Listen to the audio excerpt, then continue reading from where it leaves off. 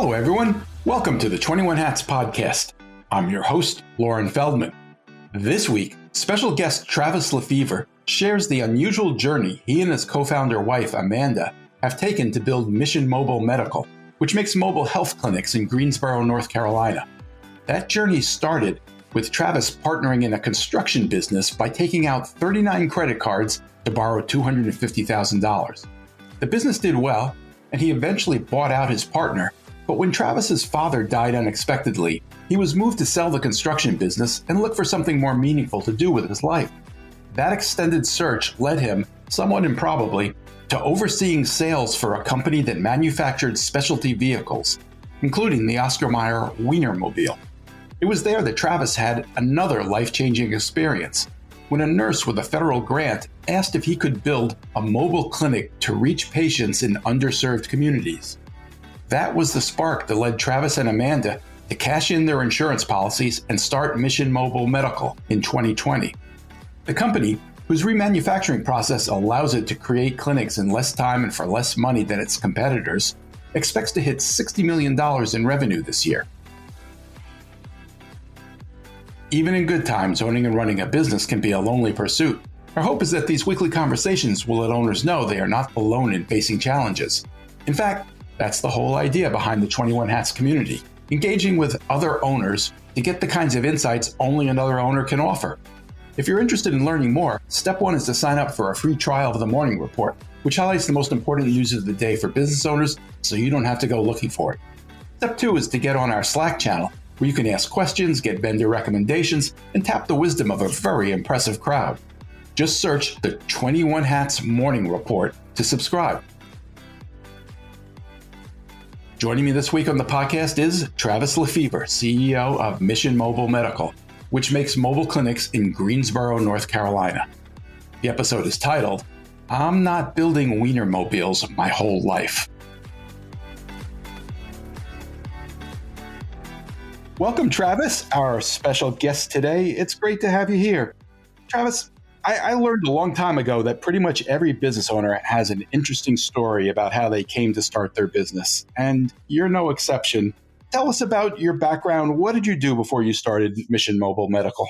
Yeah, thanks, Lauren. I appreciate you having me. And you're right. It is an interesting story, and I love to share it because what I've learned is that even though I don't know the folks who are listening personally, it seems like that we're all fellow travelers on the same road, that even though we can't see each other or maybe not be connected, that we're traveling the same path and connected in ways we can't really see. Absolutely. In 2012, my wife and I owned a construction company, believe it or not. And the start of that company is also interesting. I borrowed $252,000 on 39 credit cards to buy into that one. Wow! At 22, I'll have to tell you that one sometime. And you know, wait, you're gonna have to tell me a little bit about that this time. You were 22 when you did that? Yeah, 22. My boss quit. I was working at another construction company. My vice president, who hired me, came in one afternoon and said, "Hey, I got to go.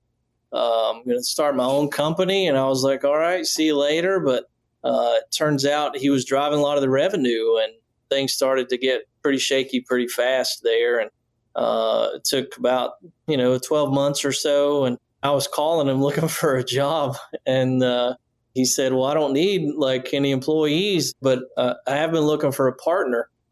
You come up with $250,000, I'll sell you half the business." And so I call my dad. When you're 22, you call your dad. And I go, "Hey, I got this opportunity. What do you think? And do you have $250,000?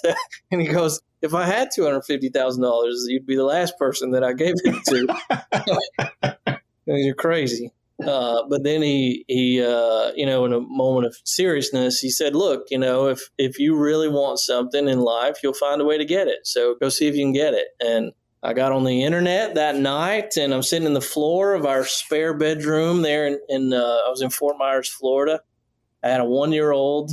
And I don't know if you remember back in kind of the 2000 or so, 99, 2000, but the internet was the wild, wild west. And you would get like all these pop-ups for credit card offers. You remember this, right? I do remember it. And what I learned was that they didn't talk to each other. And so over the next week or so, I applied for as many credit cards as I could apply for. And they started showing up in the mail, 6,000, 2,000, 10,000, 12,000, whatever it was. And I amassed my stack, right, of credit cards and ended up $252,000, 39 credit cards. And that's what I used to buy into that business. And my claim to fame, Lauren, to this day is that, in all the years that it took me to pay off those credit cards, I never missed a payment. And so I was really like super cognizant of that. And I don't recommend that as as an entrepreneur. That's not a secret hack of any sort to get into business for yourself, but it worked for me. So there you go.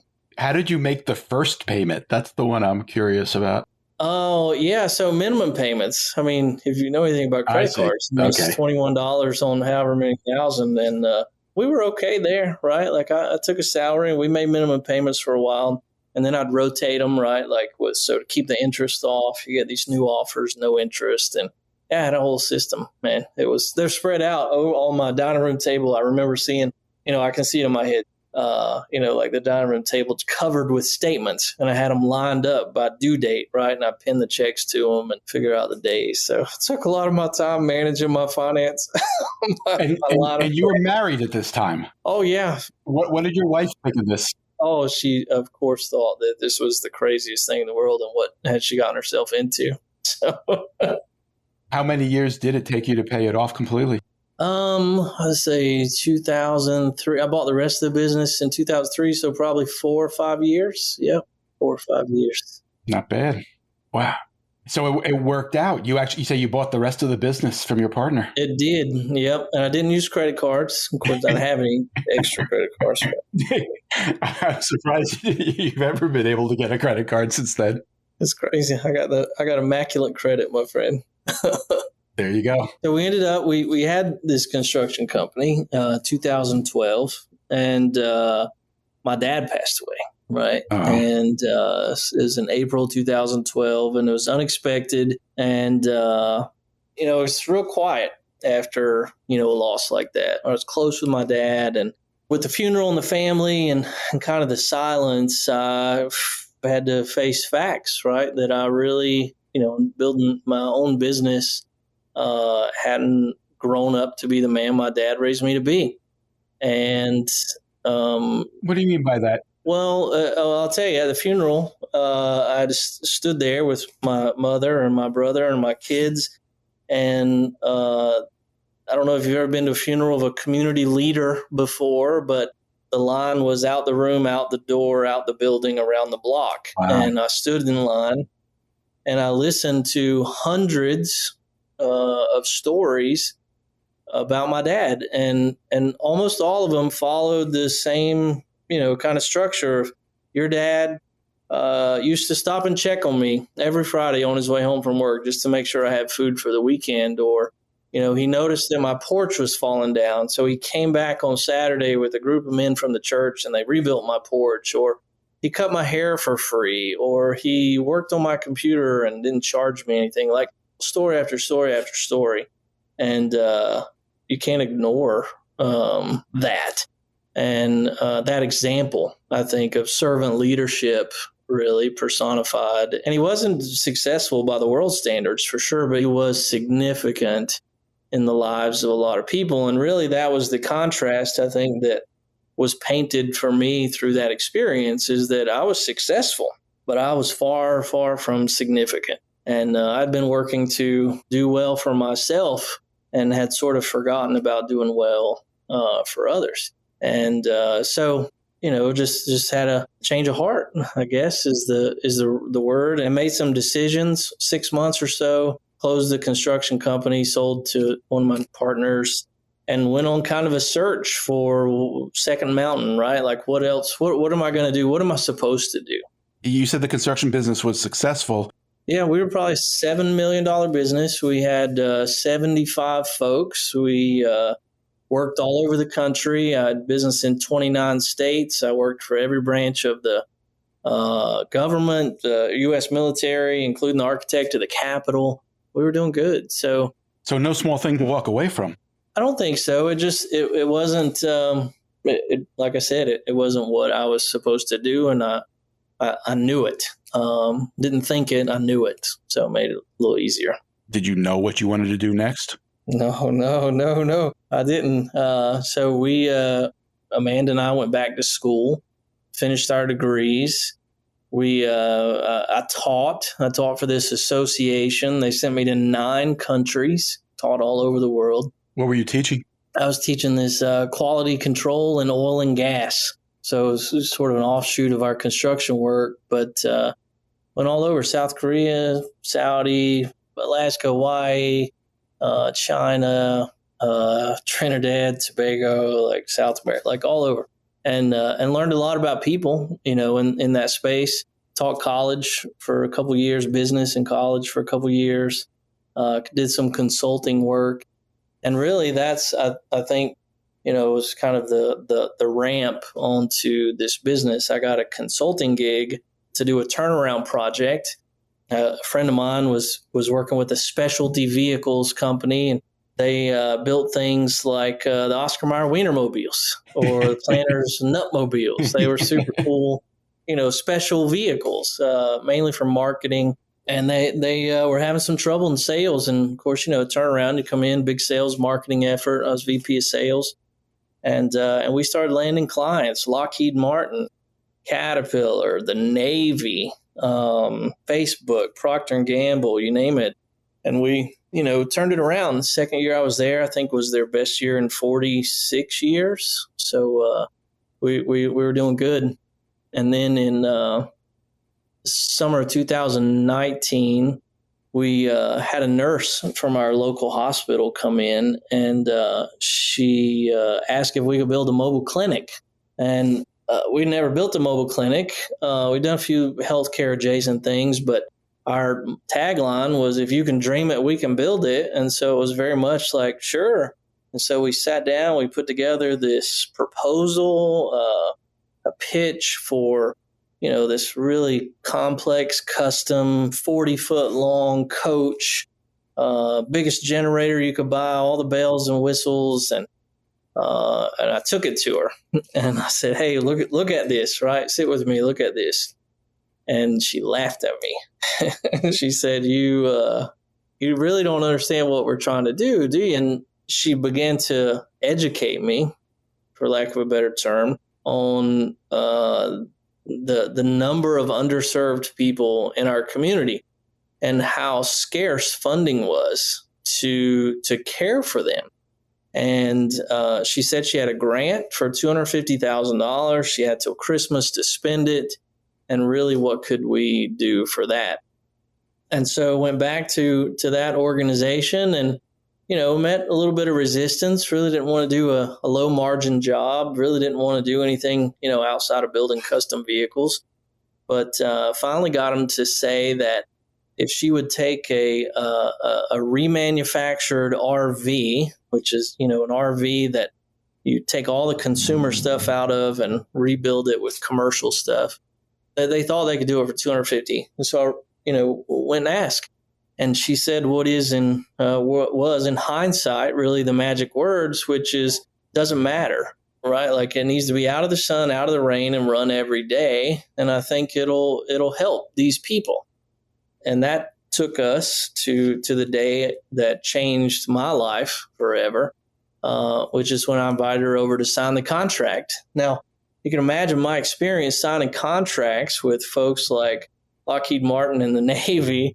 It's a very business-like affair. There's a lot of terms and conditions and box checking. And then when it's over, there's a lot of really firm handshakes and claps on the back.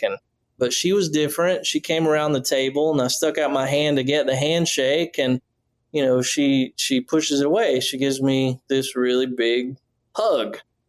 And I remember in the moment thinking, I've never gotten a hug at work before.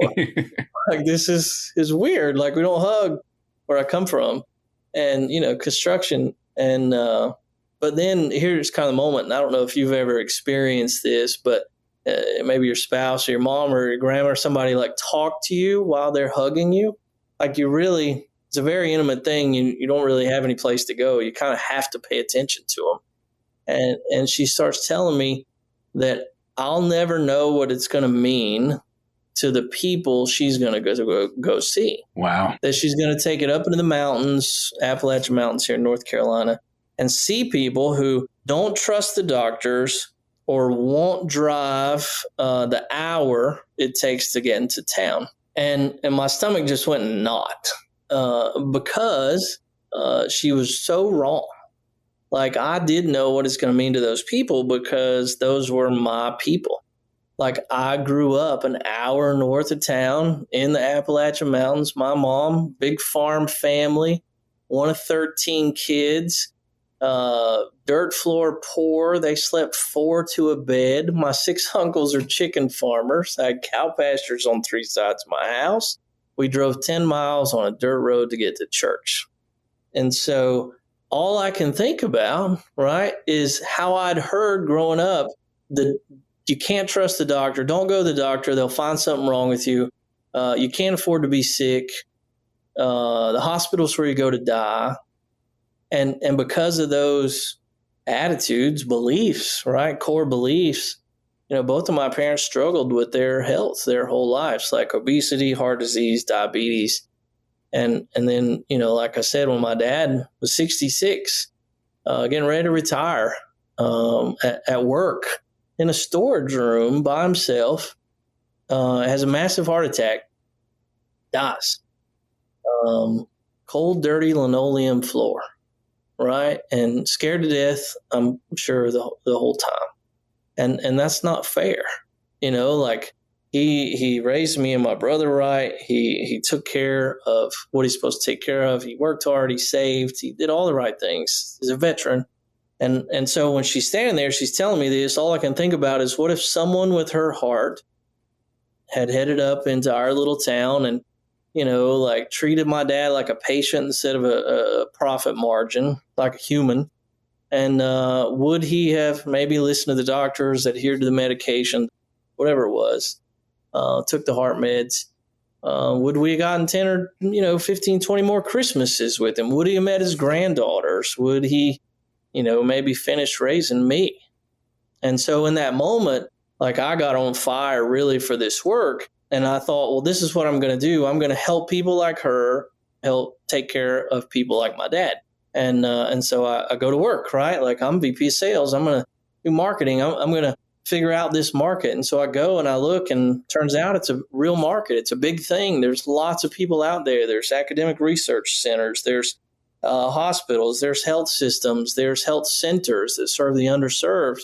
I was like, this could be a big deal. And really, it didn't resonate with the owners there. I didn't resonate with what I was saying. And January 10th, I think it was, Friday afternoon, 2020, the owner comes in my office and he says, "Hey, we don't need you here anymore." And I got a box, packed up my stuff, said goodbye to my team, and went home. Were you fired for some kind of cause? Was the idea that you had been devoting too much energy to this side project that they weren't interested in and not doing what you were supposed to be doing? Or how was that explained? No, it wasn't explained, to be transparent, but I mark it down to vision, right? Like, small family-owned business has a vision of what it wants to be. It has been for nearly 50 years. And I have a vision for what I want to do with my life and what impact I can make in this world. And if they're not the same, like, I'm not building Wienermobiles my whole life. That's not it for me. And the very definition of the vision is two visions. And I think that the further apart they are, the more tension there is in a relationship. And to be honest, it's okay. Like, there's absolutely, they need to go be who they are, and I need to go be who I am. That's what makes the world such a beautiful place, is we're all different and we're going to do different things. But then we came here And, so we incorporated the first week of March, 2020. It took us about 3 months. We cashed our life insurance. We, I designed my first website. It was awesome. And turned the marketing machine on. When you say we, you and my wife and I, yeah. So Amanda, my co-founder, our current president and CFO, she's the brains behind the operation for sure. What had she been doing before this? Oh, we were still consulting and doing whatever we could to kind of make a living. We still did a little bit of work for one of our construction clients. We had 4 people working in a chicken plant in Georgia, trying to make ends meet. So she's keeping all the books there and keeping our kids afloat and all the things that I wasn't able to do. Before you tell us about how you guys built the business, you've already said that you sold the construction business because you realized that wasn't how you wanted to spend your time.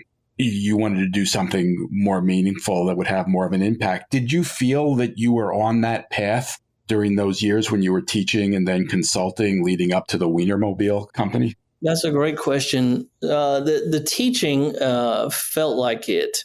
I love to teach. I think I'm a teacher at heart. I was whenever I was in high school, I would coach, right, like other teams, and I coached when I was in college. I coached high school wrestling and football, and like I was almost a math teacher until they started talking about like invisible numbers and imaginary numbers. I was like, I'm not going to be a math teacher. Like I'm a little lost here, and so I thought teaching was it.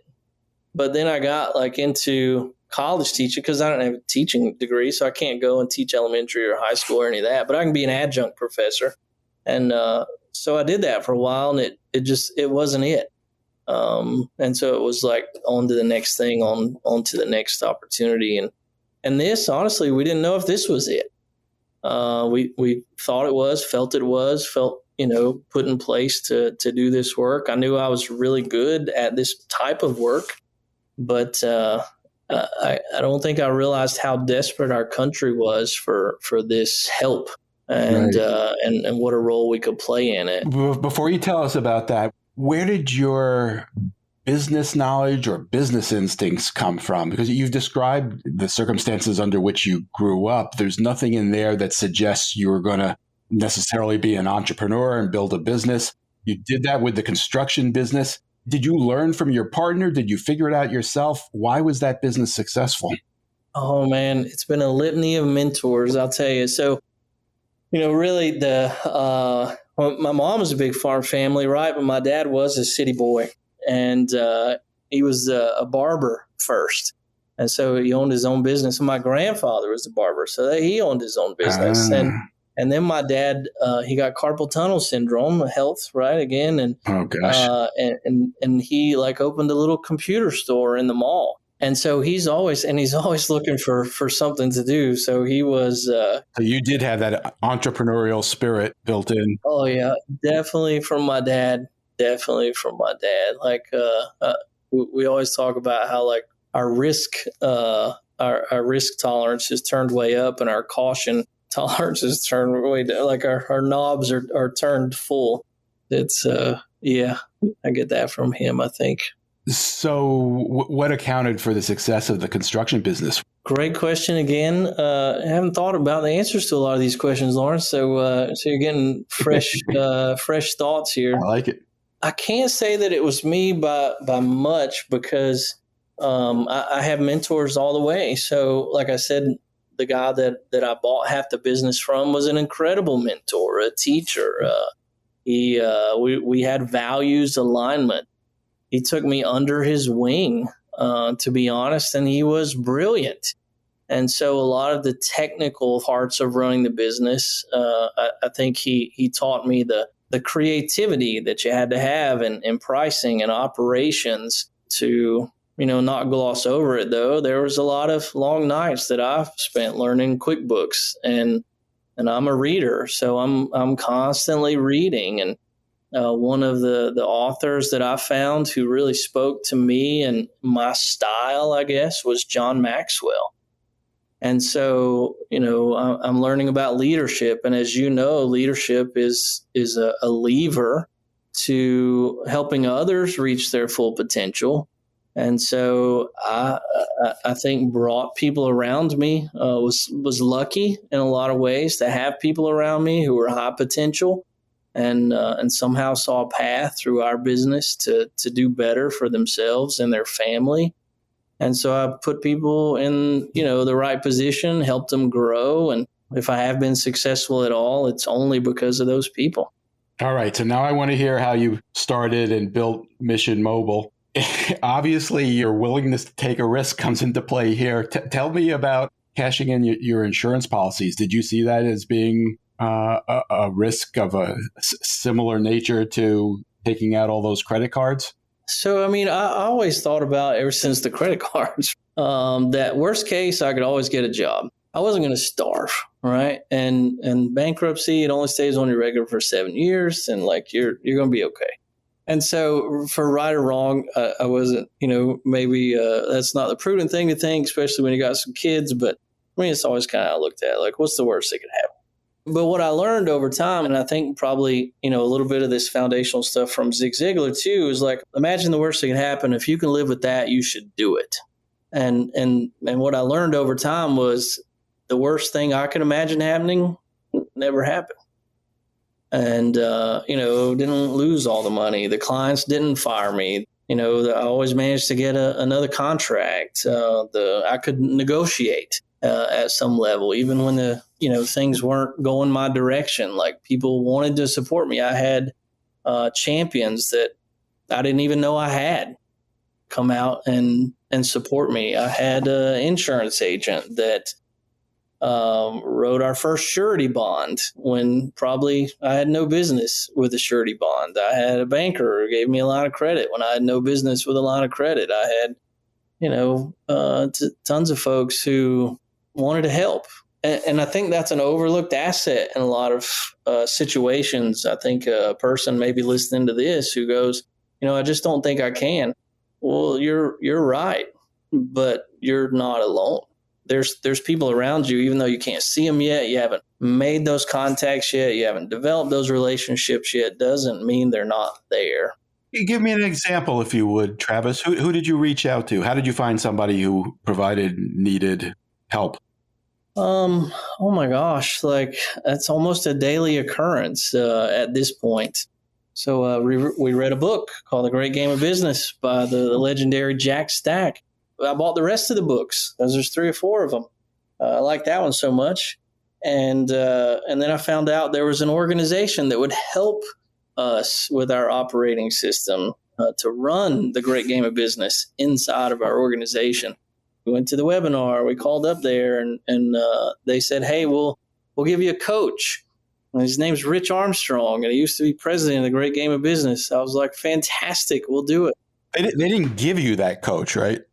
Well, we had to tell them we'd like the best you got, and they gave us Rich Armstrong. So it was awesome. But you had to pay him. We did have to pay him, but like John Maxwell always says, who's going to invest in you if you don't invest first? Sure. And so to me, that's a foregone conclusion. You have to invest in yourself. You got to take a chance on yourself. Nobody else is going to believe in you until you believe in yourself.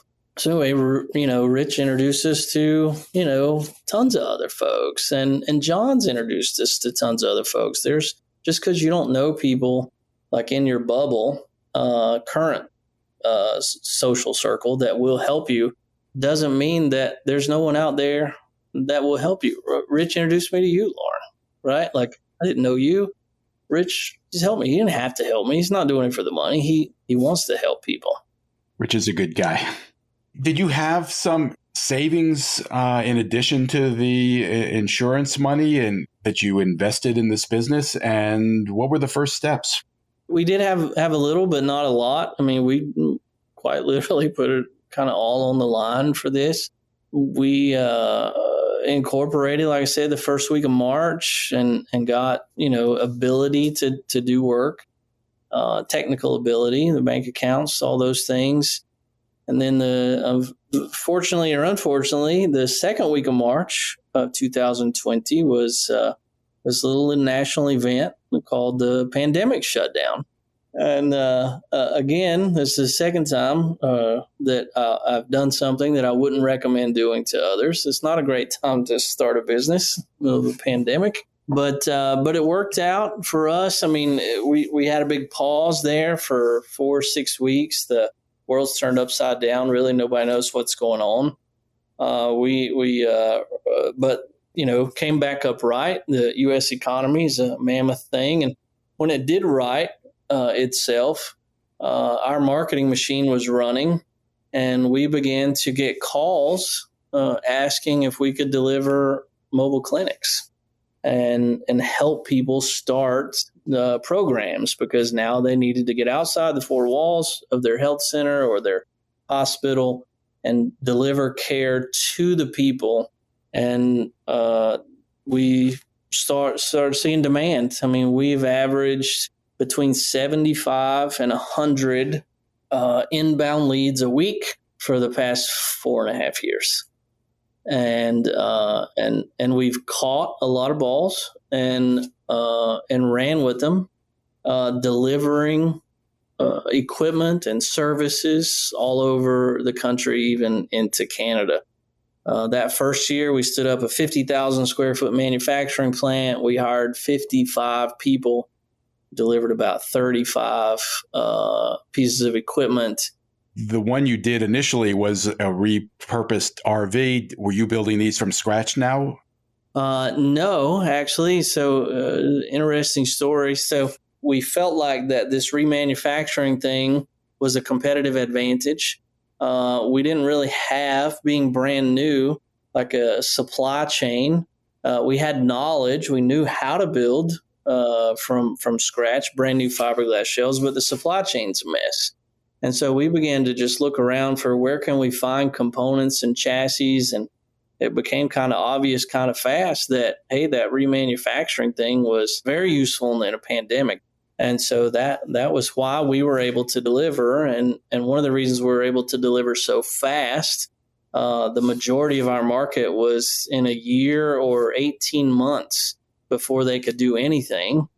Delivery-wise, their factories were full, and we were remanufacturing. And so we were able to deliver in 90, 120 days, whereas other folks were taking 2 years. And it was wild to be kind of counter-positioned like that and experience so much success so early.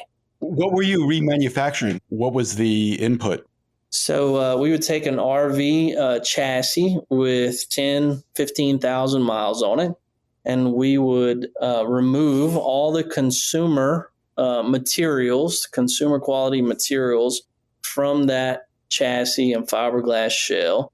And then we would just rebuild a new health clinic inside of that fiberglass. And the key to the whole thing is that what a lot of people didn't understand is that steel and fiberglass, they don't know or care how old they are. Like, it's really about functionality. And that's really what we were trying to deliver to the world was functionality. It didn't need to be fancy to work. And that goes all the way back to kind of the story, the original story. Out of the sun, out of the rain, it's got to run every day. And then the second year, we realized how important reliability was and how we were providing a product that was uber reliable. Rather than being customized where no one could work on it anywhere in the country except for that specialty vehicle manufacturer, we were producing a product that had 400 aftermarket suppliers, and that any RV technician or RV dealer scattered all over the country and in Canada could work on. And so all of a sudden, we had a product that was 2-3 times more reliable and easily repaired than anyone else in the industry. And so, that story began to take hold. We also developed a national service network through those folks, some strategic partnerships, and now we had service footprint on a national basis. The third year, we started hearing how staffing was a problem to deliver care to underserved folks in satellite clinics. And so we stood up a staffing model. And then we heard about planning. Like no one really understood the framework of how to get one of these programs started in their community. And we began to develop program planning capacity. And this year, we're on the cusp, I think, of being awarded some supporting government contracts that are just going to revolutionize the whole space with EVs and some really cool diagnostic equipment that's made for rural America, and it's just going to change the game. So we've came a long way in 5 years, and one of the key points that I try to mention is traction. So not only are we working for health systems and hospitals and academic medical centers scattered all over the country and even internationally, we delivered to Alaska and Hawaii, but $100 million in revenue. And we're turning out tremendous margins. Just yesterday, we delivered the largest gain share to our team, playing a great game of business. We're open book management. We delivered the largest gain share in the company's history, and we're looking for to beat that even again in the fourth quarter.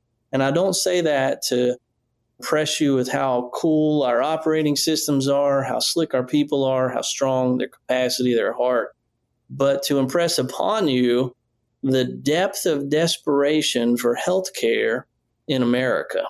Like there is a gap, and there is a tremendous number of people trying to fill the gap, but they're trying to fill it with digital products and new software and AI, and none of that increases convenience for the American patient, much less someone who has a physical disability, is an hourly worker, a single mom, elderly, lives in a frontier community.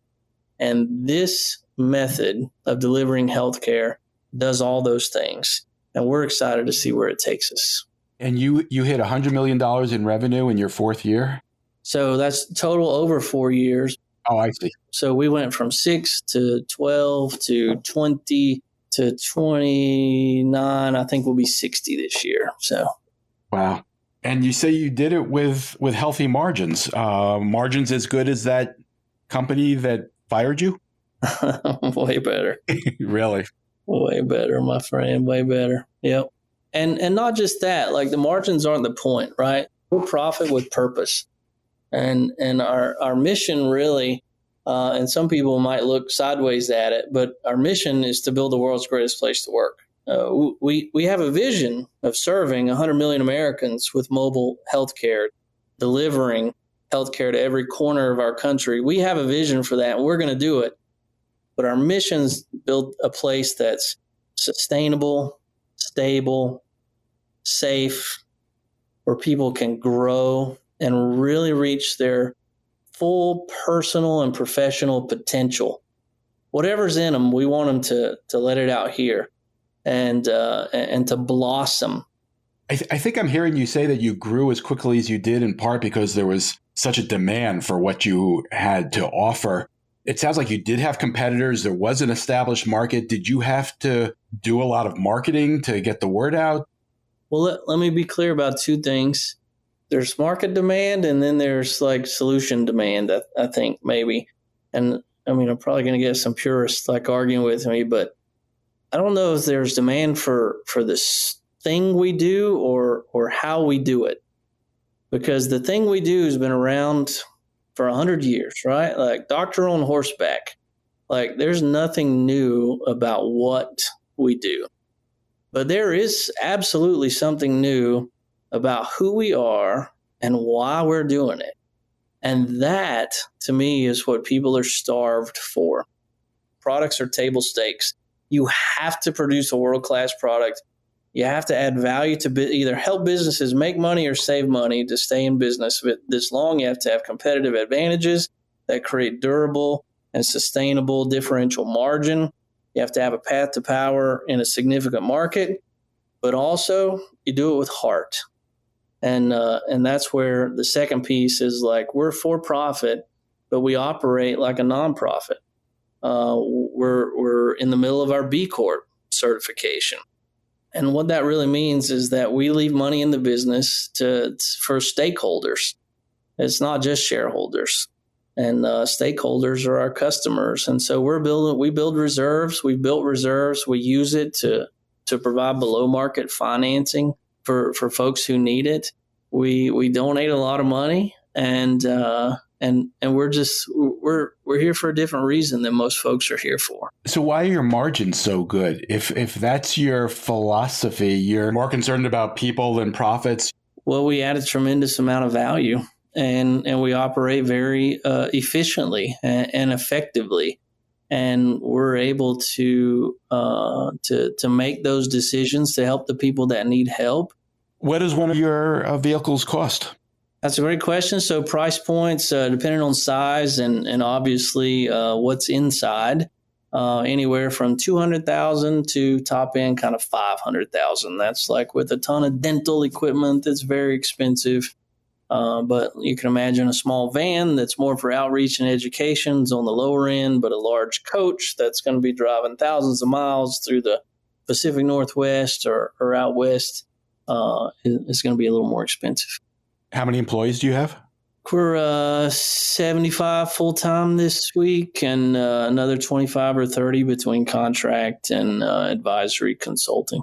And I'm guessing you're attracting people who are very much caught up in your mission. Oh my gosh, you wouldn't believe it. That's the part I'm most proud of. How do you find them? They find me. Yeah. It's the wildest thing. LinkedIn, they email me, like all my information is public. They text me. They go, hey, I see what you're doing. Do you think that there's any place for me? Or if you ever need someone with this talent set or my talent set, please call me first. And that, Lauren, is the part I'm most proud of, is like, I can't believe that the work that, I chose to do and the industry we chose to serve, well, it's really, but it's America, right? Like, it's not me and I chose. It's like these people want to help our most vulnerable neighbors, all of us. They want to fix some of the things that they see wrong in our country. They want to reweave some of the fabric that they see as threadbare in our communities. And they see this as a path really to fulfilling that type of life's work. And they work hard at it. And we have a great time. Have you had an impact on the market? Are there others trying to do something similar to what you're doing? Of course. Of course. We've seen our competitors across the entire spectrum. So we're vertically integrated. And all that means is that we will provide a health system with any product or service through the whole value chain, up to and including turnkey, providing community health care through satellite clinics. Like, we'll just come do that. If a county or a reservation said, hey, we've got a neighborhood here that needs health care, we don't know what to do with it, we'll come do it. You supply the doctors? Top to bottom, I'll do it. And so anywhere in there, of course, there's other people who do pieces and parts of that. There's providers, there's staffing companies, there's equipment maintenance companies, there's equipment manufacturers. And we see up and down that value chain other people in those spaces coming right behind us. They're fast followers. God bless them. They don't want to be first, but they're fast followers, and that's a perfectly fine strategy. But we're moving fast. They better get up early and pack a lunch, because we are innovating so fast with new products, new services, new bundles, new finance models, new payment methods, new flexibilities, new geographies, new partnerships. So where do you go from here? What's your vision going forward? Every corner of the country. What would it take to get there? Do you need to raise more money? Would you need to build more factories? What does every corner of the country mean for you? That's a great question. There's 307 counties in America. Some of them have no people. Some of them have a tremendous amount of people. A national network of satellite clinics that are sharing infrastructure and data is not unreasonable. We've done things far more complex than that in our country.